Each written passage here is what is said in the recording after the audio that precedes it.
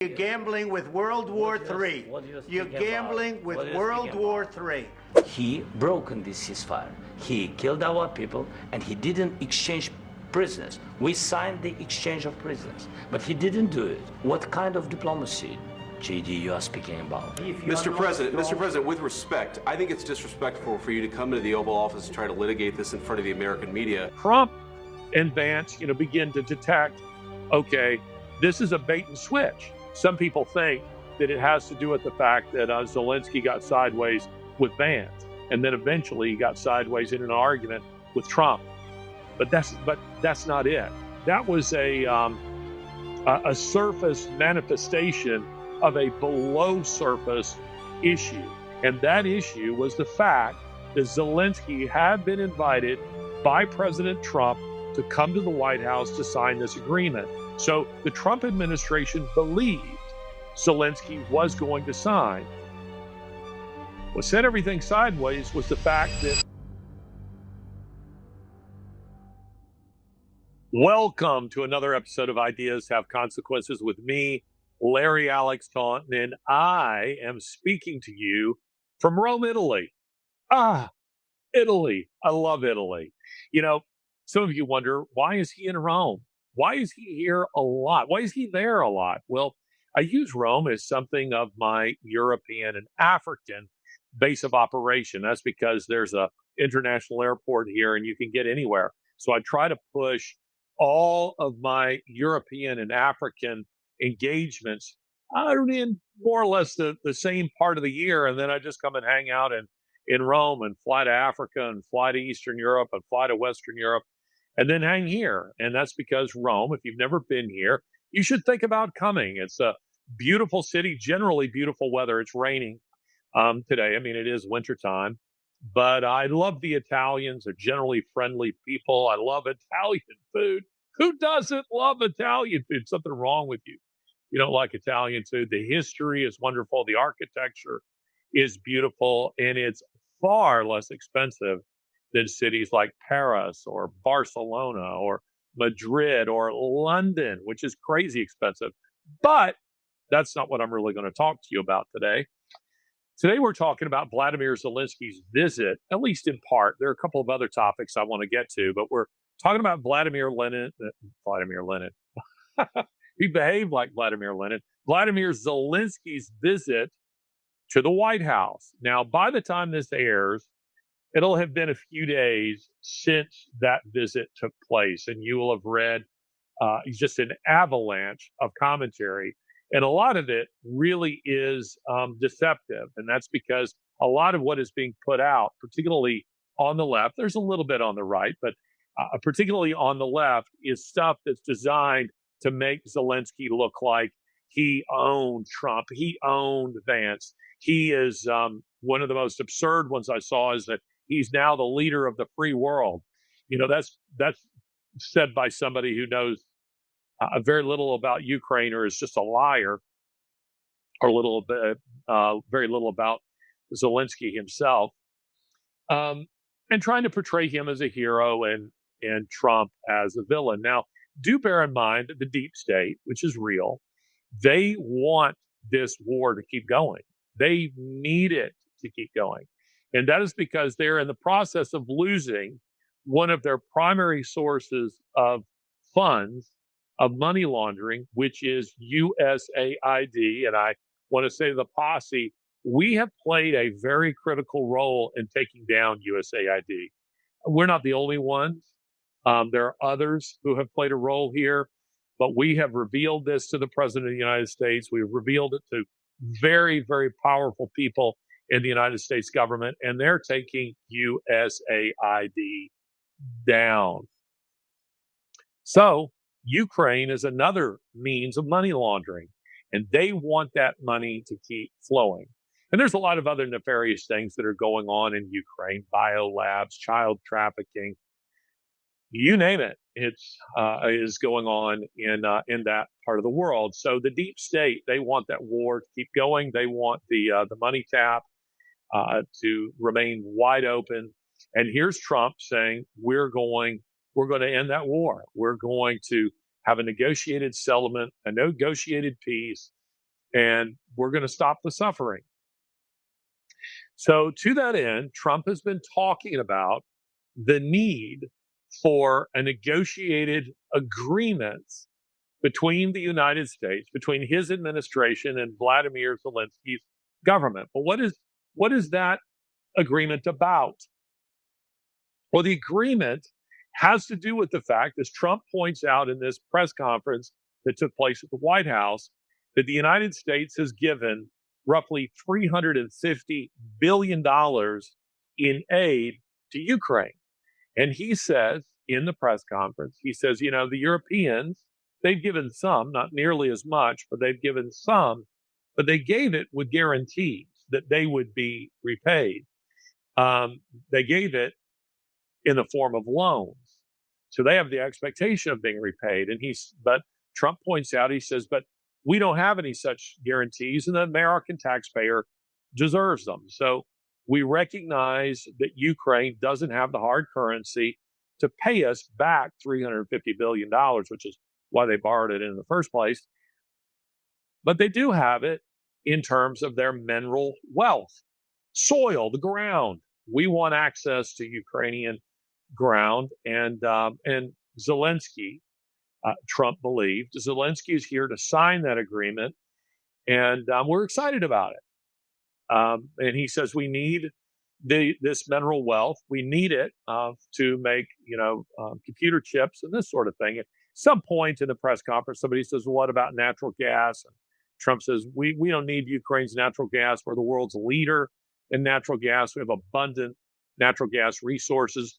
That's not what we want. We want their minerals so that we can make the computer chips, primarily other things that we need." So this is what the agreement was about. Now, Zelensky has walked away from the table a couple of times, but this time Zelensky had Trump and Vance thought that Zelensky had agreed. So now he's invited to come to the White House for a press conference that is supposed to be just kind of a meet and greet. And this is the background that's important for you to understand what took place at the White House and why everything went sideways. Meaning there's a story behind the story. Some people think that it has to do with the fact that Zelensky got sideways with Vance, and then eventually he got sideways in an argument with Trump.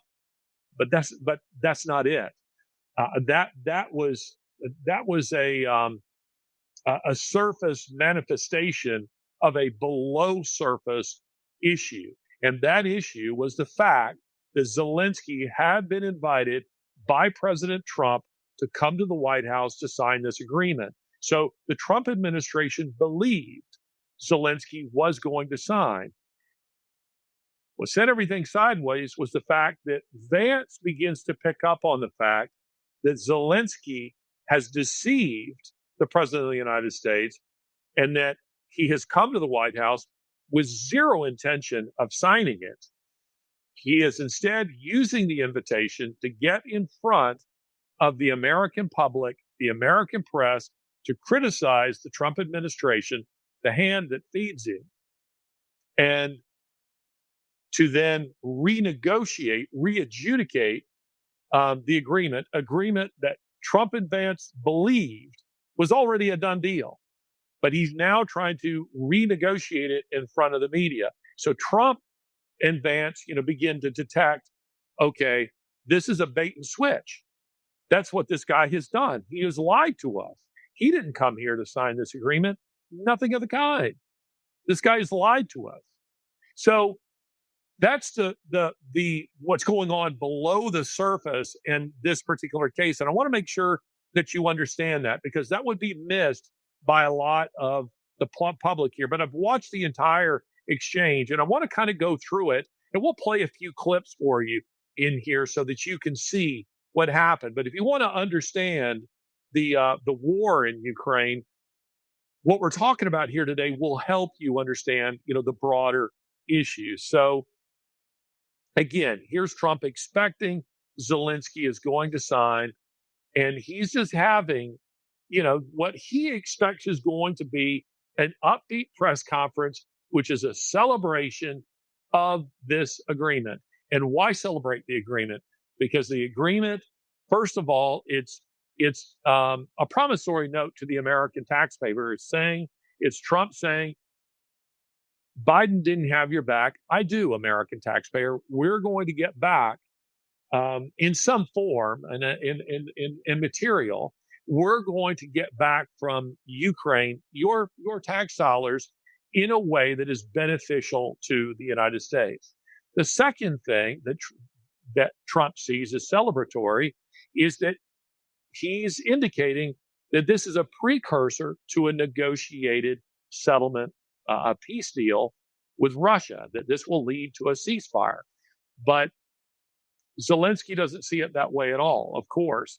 And instead, he's using it to kind of argue and renegotiate a deal that Trump thinks is already, they've already, agreed upon it. Now, what was the point of contention in this discussion? Well, the real point of this contention is that Zelensky is saying he wants guarantees. Now, there are no guarantees in this minerals deal.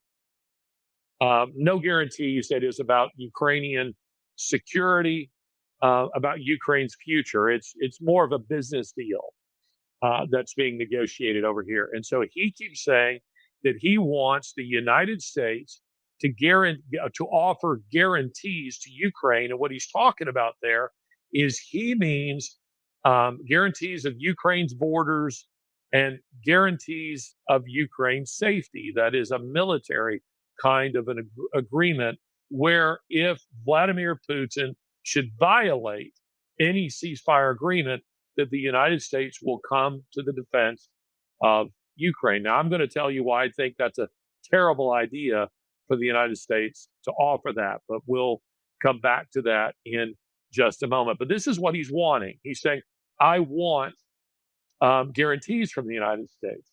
And Trump keeps saying to him, and again, you have to understand that one of the keys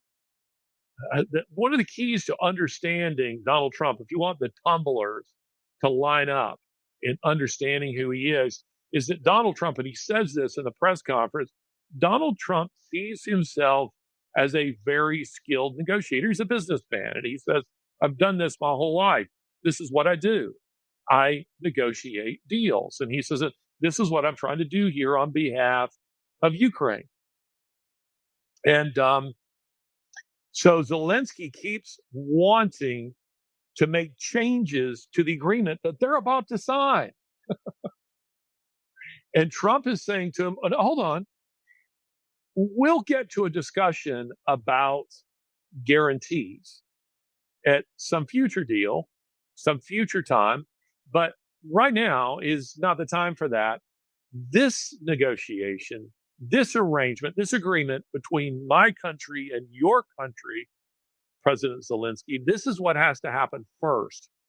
Then we start talking about the ceasefire and what that looks like and whether or not my country offers you guarantees. So he doesn't reject out of hand the idea that there would be any guarantees. He just says, now isn't the time for me to be offering those to you. That's not what this meeting is about.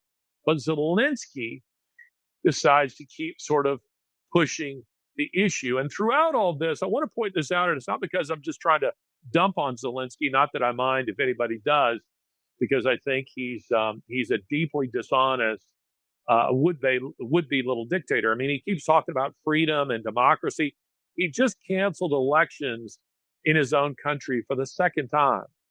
And do understand that so long as this war keeps dragging out, there will be no elections in Ukraine. And that's because they have a law that they've passed that says there could be no elections during wartime when martial law has been declared. So the moment there's a ceasefire agreement, there are elections. And Zelensky is not popular in Ukraine. He will be out on his ear. So for him, there's a very real motive, self-interest in keeping the war going. So in that sense, he aligns with the Washington, war machine, with the globalists who are pushing this, with the uniparty in the United States, where you're seeing this. But anyway, But throughout all of it, Zelensky's making odd gestures. It's the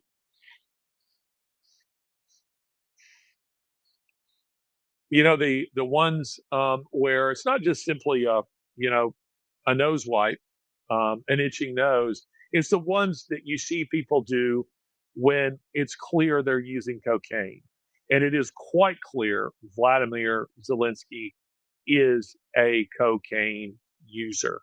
And so throughout all of this, you see him making, as they constantly are sort of checking their nose, but also he's just making odd gestures, his face and looking around, and he's got an odd reaction to things. The guy seems to me, just my opinion, seems to me that he's on a cocaine buzz and is sort of fueling this. And he comes into the meeting somewhat combative. And there's the fact again that he shows up in a tracksuit. Trump actually was pretty gracious to him about that, because someone in the press corps brought up, who clearly doesn't like Zelensky, and I don't either, but asked Zelensky, do you own a suit? I mean, why is it that you never wear a suit? And Zelensky says, well, during wartime, I'm going to dress like this, and maybe when the war is over, I'll wear a suit. He says costume, but in Russian and Ukrainian, that's what he means. He means a suit.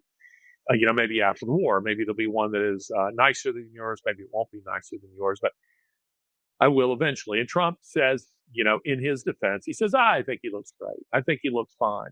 I do want to say this as a bit of a side note, however, and I'll maybe sound a little bit like Jordan Peterson when I offer advice to young men, advice to men in general, but young men in particular. I think it's in Hamlet where Polonius says, apparel oft proclaim the man. And Polonius is a bit of a fool, but the comment has some truth to it. There are some people I know, young men, who seem to think that they are going to rebel against the culture by not wearing a suit or by not seeking to dress nice. And that this is really showing, their maturity. I think it shows massive immaturity.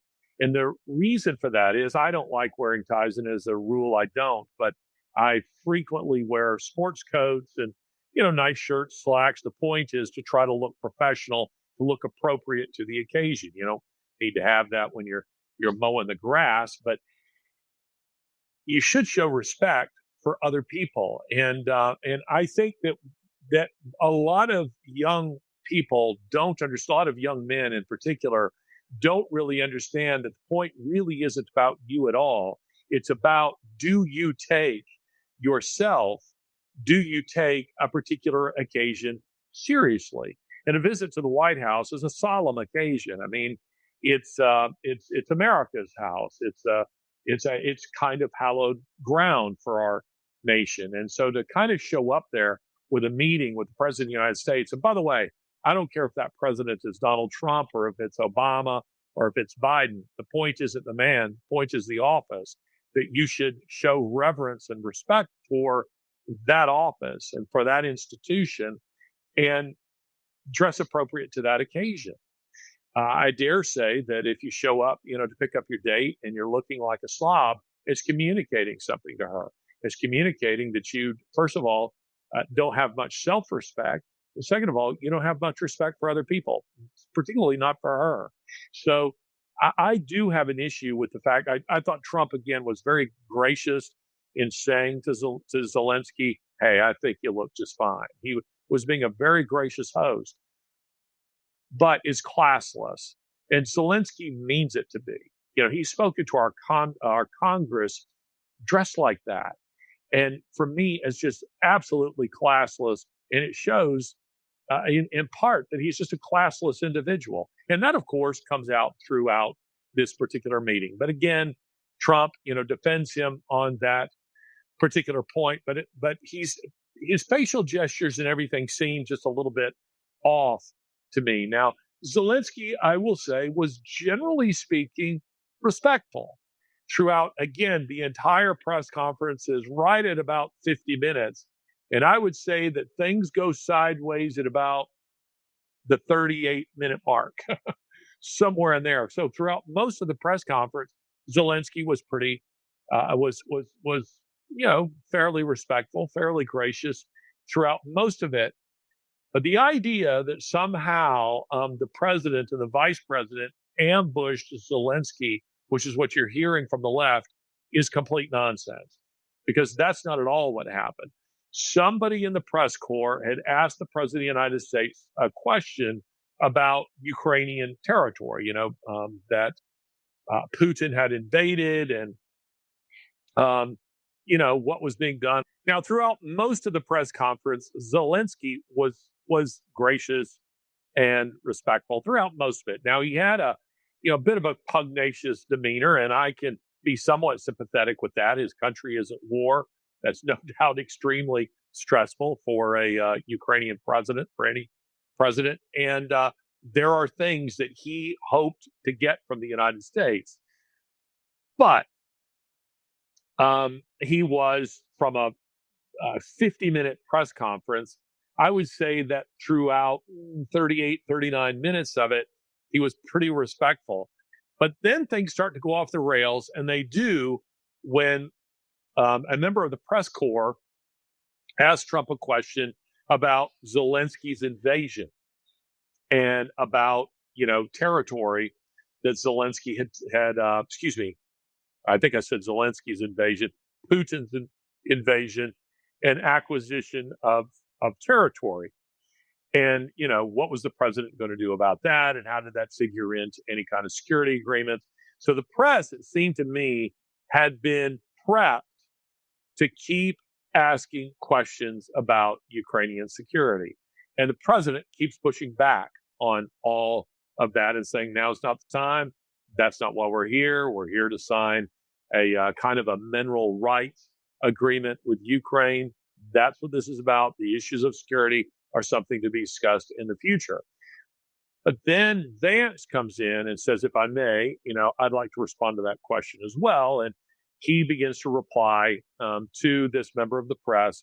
And in doing so, he's quite respectful and sympathetic to Ukraine. He talks about Putin's invasion, and he talks about how the Ukrainian people had suffered and all that had happened here.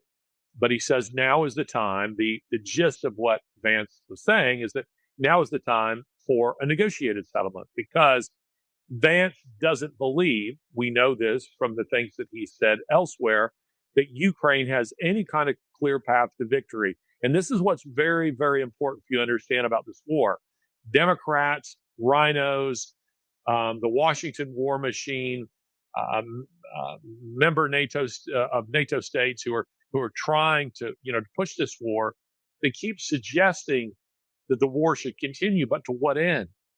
And that really is what Vance has been pushing, asking them. I mean, he did a beautiful takedown of Neil Ferguson, the historian, the celebrated historian, who posted on Twitter that the United States, once upon a time stood up to bullies.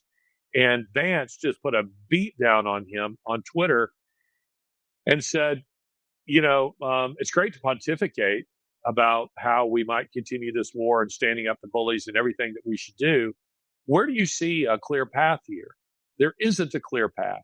The only clear path to victory, ladies and gentlemen, is if the United States commits in Afghanistan and Vietnam and Korea-like fashion hundreds of thousands of American troops, possibly millions. And Trump is trying to avoid that. He's trying to avoid the United States getting sucked in to a war that will be immensely unpopular, is already unpopular with the American people. And Vance was saying, hey, now is the time. War's been tried. Ukraine isn't winning. And now is the time to try negotiations to see where we might take all this. Zelensky then decides he wants to go after the vice president of the United States. It wasn't the other way around. And he says, if I may, again, respectfully, he says, if I may respond to that, Vice President Vance, but what you might not really be clued into here is that I'm sure Vance and Trump are sitting there thinking, what the hell are you doing? That's not what this press conference was supposed to be about. This isn't supposed to be about us renegotiating a settlement that we've already agreed upon. And that's what you're doing. You're arguing with me in front of the world press. Why? Because you were invited here to sign this agreement, said you would. So why are you doing this? And so he goes after Vance. And Vance at that point, again, if you didn't understand what I just told you, it might seem that Vance was being very aggressive, because Vance says it's disrespectful for you to come here and try to renegotiate this in front of the press, and to come here and to speak this way to the president of the United States when you should be saying thank you, and to behave in the manner that you're behaving. And so the two of them start to kind of go at it with each other for a moment. We'll show a little clip of that here. Yes, but after that, he broken this ceasefire. He killed our people, and he didn't exchange prisoners. We signed the exchange of prisoners, but he didn't do it. What kind of diplomacy, JD, you are speaking about? What do you mean? I'm talking about the kind of diplomacy that's going to end the destruction of your country. Yes, but if you Mr. President, with respect, I think it's disrespectful for you to come into the Oval Office and try to litigate this in front of the American media. Right now, you guys are going around and forcing conscripts to the front lines because you have manpower problems. You should be thanking the president for trying to bring an end to this conflict. Have you ever been to Ukraine that you say what problems we have? I have been to. Come once. I've actually watched and seen the stories, and I know what happens is you bring them on a propaganda tour, Mr. President. Do you disagree that you've had problems bringing people into your military? And do you think that it's respectful to come to the Oval Office of the United States of America and attack the administration that is trying to prevent the destruction of your country? A lot of questions. Let's start from the beginning. Sure. First of all, during the war, everybody has problems, even you, but you have nice ocean and don't feel now, but you will feel it in the future. God bless. You don't know that. God bless. God bless. You will not have a war. Don't tell us what we're going to feel. We're trying to solve a problem. Don't tell us what we're going to feel. I'm not telling you. Because you're in no position to dictate that. That's Remember exactly what this. You're in no position to dictate what we're going to feel. We're going to feel very good. You will feel influence. We're going to feel very good and very strong. You will feel influence. You're right now not in a very good position. So there you see what's happening. And then Trump comes in as if to say, okay, boys, again, he's being the negotiator. He's being the peacemaker, which is the role he's trying to play in this war. And says, hey, guys, let's settle down. Let's stop all this. And then Zelensky keeps going and Trump goes after him. And this is where I think Zelensky made a second major error here. The first one was in coming to the White House, having deceived the president of the United States, deceived him into believing he was going to agree to this mineral rights deal. The second was that now he's ticking off the president. Up to this point, Trump isn't angry, but Trump becomes angry when he's talking over him. Zelensky does not let Trump speak. He speaks right over him. He doesn't listen to anything that the president has to say to him. And by the way, the key thing that Trump says that it seems to me that no one has picked up on is you are gambling with starting World War III. Trump says that to him several times. And Zelensky just keeps talking. He's not listening. He's not hearing anything that Trump is saying. But this to me is the bigger issue here. Trump gets it. Trump understands that we're gambling with the Biden administration, NATO, the EU, Ukraine, and Zelensky. Their gambling was starting with provoking World War III. And ladies and gentlemen, I want to be really clear on my view here. I think Ukraine is arguably the most corrupt country in Europe, unless we're calling Russia a European country. The debate over that is historically has always been there that it's a Eurasian landmass, but part of it is in Europe. If we're including Russia, then Russia is the most corrupt country in Europe. But Ukraine is a reflection of the Russian soul, and that's because Ukraine has been off and on a part of Russia for millennia. I mean, the first Russian state was founded not in modern day Russia, but in Kiev, in Ukraine. So, I mean, it's very, very difficult to disentangle these two countries. But I want to be really clear on this. In this war, there are no good guys. Ukraine is deeply, deeply corrupt. I've been there many times. Zelensky asked Vance at one point, have you ever been there? Well, Mr. Zelensky, I have been there, and I've had to bribe members of your government to get done what any decent human being would be willing to do for free, but not your government. Your people are incredibly corrupt. Ukraine is a hellhole. Doesn't mean there aren't many good, decent people there, but Ukraine is not a bastion of freedom. Is not a bastion of democracy. Neither is Russia.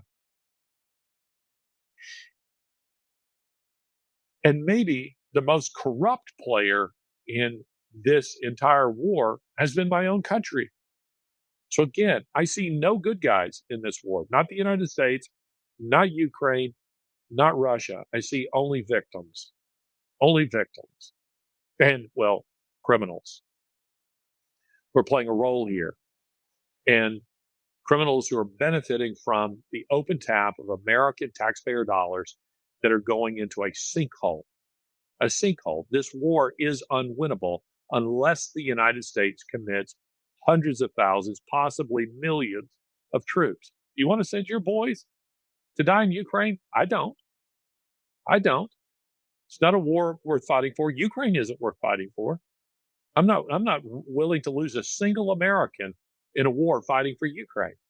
Not interested in that at all. So Trump is coming in and trying to negotiate the deal. Now, there is this little interesting exchange, which tells you how Trump thinks about negotiations. Well, if I didn't align myself with both of them, you'd never have a deal. You want me to say really terrible things about Putin and then say, hi, Vladimir, how are we doing on the deal? That doesn't work that way. I'm not aligned with Putin. I'm not aligned with anybody. I'm aligned with the United States of America and for the good of the world. I'm aligned with the world, and I want to get this thing over with. You see the hatred he's got for Putin. It's very tough for me to make a deal with that kind of hate. He's got tremendous hatred, and I understand that, but I can tell you the other side isn't exactly in love with, him either. So it's not a question of alignment. I'm aligned with the world. I want to get the thing set. I'm aligned with Europe. I want to see if we can get this thing done. You want me to be tough? I could be tougher than any human being you've ever seen. I'd be so tough. But you're never going to get a deal that way. So now, I find that clip very interesting because there are those who want to say that Trump is really cozy, with Kim Jong-un, for instance, or that he's really tight with Vladimir Putin.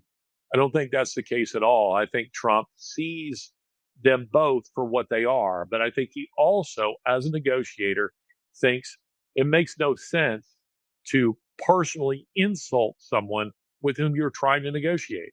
And so he's trying to say to Zelensky, look, and he does say this, you're really fired up and emotional on this, and I get it. You've been at war, and you're full of hate, and all of that is just vomiting out in this press conference. Do you think that's going to help you when you try talking to Vladimir Putin?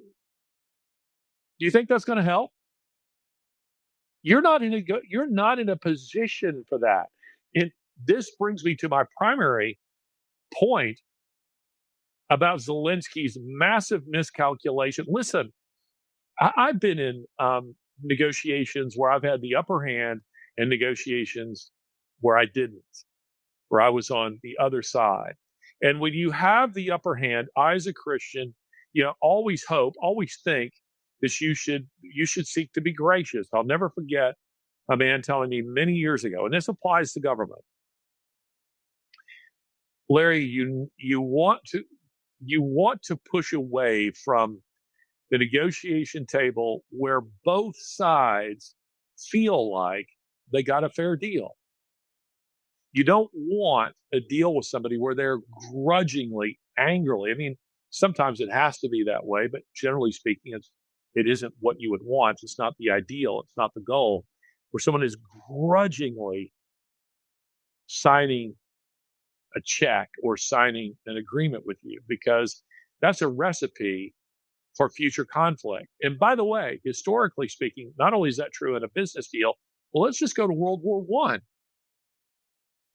Ferdinand Foch, the field marshal at the negotiation table at Versailles with the Germans, when he saw the agreement that the Germans, were forced to sign, he said, "This isn't a peace agreement. It's an armistice for 20 years." Meaning this agreement is so draconian that it's going to ensure that we're with war with Germany again in 20 years. He was absolutely right. The Marshall Plan, one could say that it was driven by a strong Judeo-Christian worldview, and thus it didn't take a punitive view of things. But even if that didn't figure in, there is something very pragmatic about saying, Germany, we're not going to make you rebuild the whole of Europe. Japan, we're not going to make you rebuild the whole of Asia. We don't want to embitter the German people. We don't want to embitter the Japanese people. We want to make you allies. We want to make you allies, and therefore we're going to treat you graciously. We're going to be gracious victors in this. We're going to rebuild Germany. We're going to rebuild Japan, and we're going to make you allies. Marshall Plan is one of the most extraordinary post-war settlements ever. The rebuilding of Japan is one of the most astonishing post-war feats. I mean, look at Japan today; it's a juggernaut, and not a emperor worshiping feudal fascist society that it was pre-1945, and that has to do with the settlement post-war, which was marshaled, no pun intended, by the United States.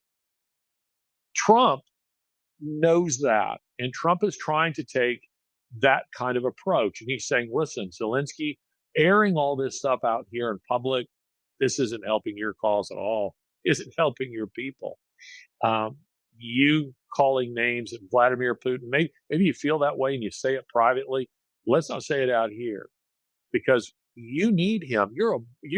You border Russia, and Russia is much, much more powerful than you, and you need to have peace with them. You need to have peace with them.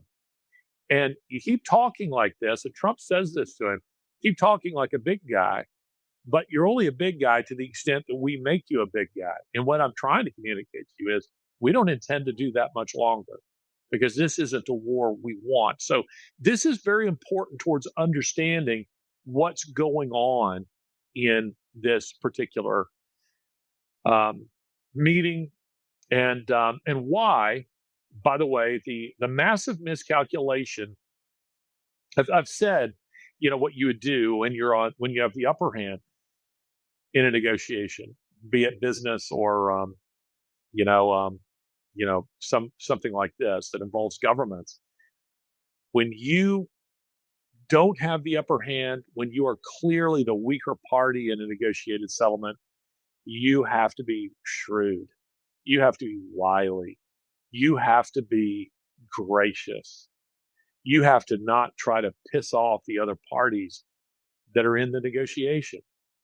And, what immediately comes to my mind as a historian, as I begin to think about Prince Metternich at the Congress of Vienna, when the Napoleonic Wars were drawing to a close, 1814, 1815, Metternich really didn't have the biggest hand at the negotiating table. But one of the things that he did was he managed to get the various parties that were negotiating the post-war settlement to meet in Vienna. And that gave him an extra card in his hand because he controlled the venue. The second thing that he did was that he was a very gracious host. And that means that he made sure that all parties were enjoying themselves. There are beautiful women and beautiful music and wonderful food. And these kinds of things at some of the events that surrounded the Congress of Vienna, and to put everybody in a good mood. And as a gracious host, at the end of the day, he got what he wanted. Now, I want you to compare that with Zelensky, or let's use another one, de Gaulle. Americans hate de Gaulle. The French love him, and they should, because Charles de Gaulle, though an ass from an American perspective for, for every reason that is reasonable and makes sense, de Gaulle was very jealous of French prerogatives. He meant he had no power in a post-war world. France was defeated. They were absolutely defeated. But because he was shrewd, he gave his country a future, an economic future, a political future, because he was shrewd. Now, I want you to compare the Prince Metternich, who I just mentioned here, and Charles de Gaulle, individuals who were sitting at the negotiating table, and they're looking at a hand that's got nothing. The United States is holding a royal flush. The Russians are over here with a full house. The British have one pair. And the French, they've got just a mess, nothing in their hands. That's where Zelensky is. But Zelensky's behaving like he thinks he's got the royal flush. And that's just not smart. So for a guy to come to the United States, and I wonder if it was drug fueled, to come to the United States, to deceive the president of the United States, to walk into the White House, to walk into a press conference and make the president of the United States believe that you are there for the purpose for which he has invited you, which is to sign a mineral rights deal. And then you proceed to provoke him, to provoke his vice president and likely successor, by the way, and to bite the hand that feeds you. And by the way, your only hope is stupid beyond measure. It is stupid beyond measure. So wherever you stand on this issue, whether you're pro-Ukrainian or you want to see this war come to an end, if I'm sitting there and I'm on Zelensky's side, I would be thinking, what are you doing? What are you doing? Have you lost your mind? And that's what Zelensky did. Now, I want to end with this historical note, what I think is an important historical note. The guarantees issue, I hope the Trump administration does not give Vladimir Zelensky or Ukraine any military guarantees of their future security. The way this war started, our U.S. involvement started here was primarily with the Clinton administration. Post collapse of the Soviet Union, the Clinton administration pressured Ukraine to give up their nuclear weapons. And the reason they were doing that is because of in the aftermath of the collapse of the Soviet Union, there was this kind of feeling, think Tom Clancy's Sum of All Fears, that nuclear warheads in these countries that were not especially stable could end up in the hands of terrorists or rogue regimes. So the Clinton administration pressured Ukraine to give up their nuclear weapons. And in so doing, they gave up their nuclear deterrent. Their nuclear deterrent was a real deterrent against a Russian invasion. The Ukrainians said, okay, we'll do it, but we'll do it provided you guarantee our security. If we're invaded by the Russians, you'll fight with us, fight for us. And the Clinton administration agreed to that. Now, that's insanity. And it's insanity because Ukraine is a border state. I mean, they are shoulder to shoulder with Ukraine. And we're a world away. How was that ever supposed to work? But that was the beginning of our kind of slow burn Vietnam-like buildup to involvement, where we're getting deeper and deeper into the Ukrainian quagmire. That's what has happened. And so I'm hoping that the Trump administration will say, Vladimir, listen, we're negotiating this deal. We're going to leave you with some weapons. We have guarantees from Vladimir Putin that he will not invade. but you're on your own. You're on your own. And why I think that is important, because I think the Ukrainians, and we saw it in the White House with Zelensky, the Ukrainians have behaved arrogantly, knowing that they had the big dog of the United States behind them. I saw a funny little video on social media. Thought it was hilarious, and it was someone, maybe a woman, or I don't remember, but I was focusing on the dog, like a little Chihuahua, a small dog, Chihuahua. And this little dog is just snarling and barking like mad at a bigger dog, So the owner puts the dog down on the ground and is like, go get him. And the little dog, suddenly the ears go down and he stops barking and he comes right back and hides at his owner's feet. So the owner picks him back up again. And then the little dog starts snarling and barking and is suddenly brave again. And the owner puts him back down on it. He's suddenly a coward. That's Zelensky. That's Ukraine. That's their situation. Zelensky, as Trump pointed out to him, has walked in like he's a badass, like he is the guy who holds all the cards. And Trump is saying to him, you don't have any. Now, a couple of other things that I do want to mention here. The Tate brothers coming into the United States. The Tate, Andrew Tate, is a pig. I want to be really clear on this. If you're a Muslim, Islam is by definition misogynistic and anti-Semitic. Now, I'm not entirely sure that Andrew Tate understands Islam, but if you're serious, doesn't mean that all Muslims are misogynistic or anti-Semitic, but it means if you take that religion really seriously, you are adhering to its so-called holy, literature. You're modeling your life after Muhammad, who killed 800 Jews in a single day. Then that's what you are, and that's Tate. Tate is a guy who also likes to fashion himself, and there will be people who will come into the YouTube comments defending him.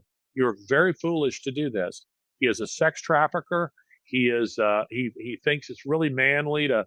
And by the way, this is a feature of some elements of Islam, that you put your brand, as it were, your name on your women, your bitches. This is what you're going to do.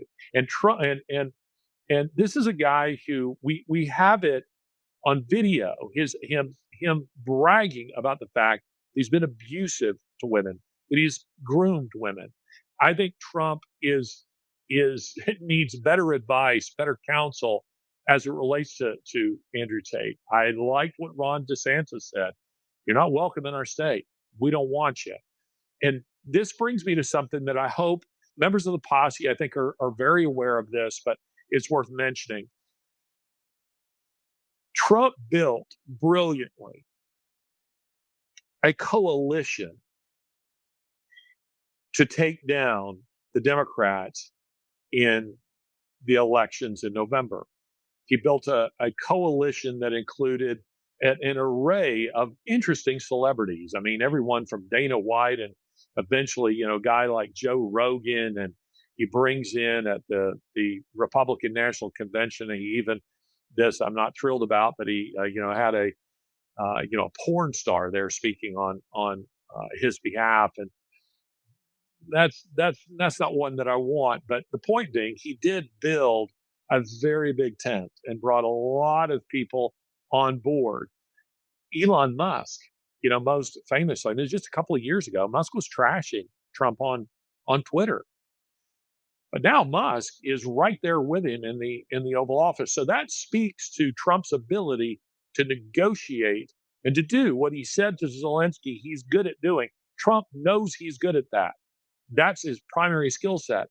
The problem, as I see it moving forward, is which of those parties that are part of that are inside that big tent, that are part of this big coalition, which is going to determine the future of the Republican Party. Well, we don't want it to be the Andrew Tates. Those aren't the people we want taking the party forward. And this is something members of the posse have heard me say many times. Do not confuse someone who is anti-woke with them necessarily being a conservative. All conservatives, real conservatives, are by definition anti-woke. But not all people who are anti-woke are conservatives. I mean, for instance, Muslims are not woke at all. Not at all.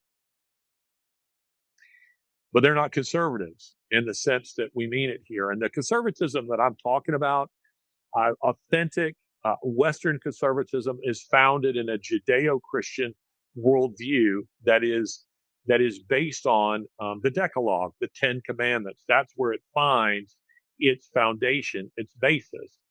Think of guys like, if you remember the Posse, we did the reading, Russell Kirk's reading, Ex Tenebris. Russell Kirk was a real kind of modern figure of modern conservative thought.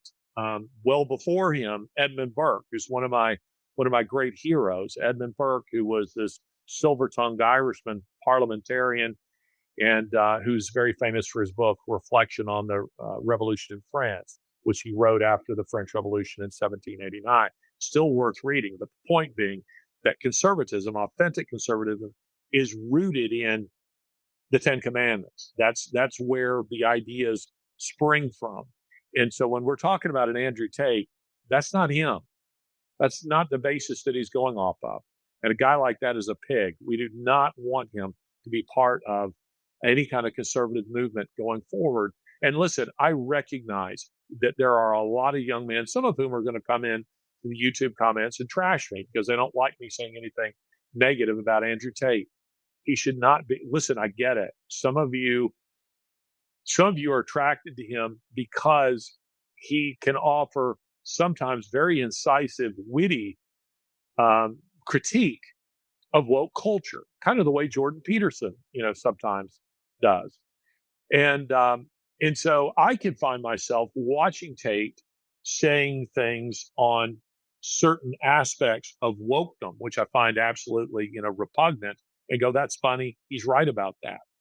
The devil, as they say, is in the details, meaning you might agree with 80%, 85% of what Andrew Tate says, but it's in that remaining 15 to 20% that he says that you find the devil, that you find that he says an awful lot of things that are quite unhinged, that are quite evil, that are quite wrong. So I think you need to be very, very careful about what you're consuming there and that you think about it. But I do understand why a lot of young men who feel abandoned, and in many cases have been abandoned both by their government, their schools, sometimes even by their families, their parents, and they're sick and tired of a woke culture, and they look at an Andrew Tate as someone who is muscular, both physically and they think intellectually, and they think, yeah, that's the guy that I want to be because I want to push back, at all this ridiculous stuff that's happening in the culture. That isn't the place that you want to look. Now, upcoming episodes of Ideas Have Consequences, I plan to talk about the Zabaleen, which is one of the main reasons that I was in Egypt. And then I'm going to revisit with you what took place in my encounter with the Egyptian secret police, where there was, to use my colleague Lawrence Fox's words, an effort to Khashoggi me. What was going on there? Why were the Egyptian secret police so determined to try to get me out of that car with the purpose of disappearing me? Because I think that was the motive that is going on there. Well, that's going to lead us to an interesting conversation about what's going on at USAID, not just in the Middle East, but across the board. This has been another episode of Ideas Have Consequences with me, Larry Alex Taunton, from beautiful Rome. And I think right now I'm going to go out. It's not that late. I'm going to have a pizza. And you know why I'm going to have a pizza? Because I can. Take care.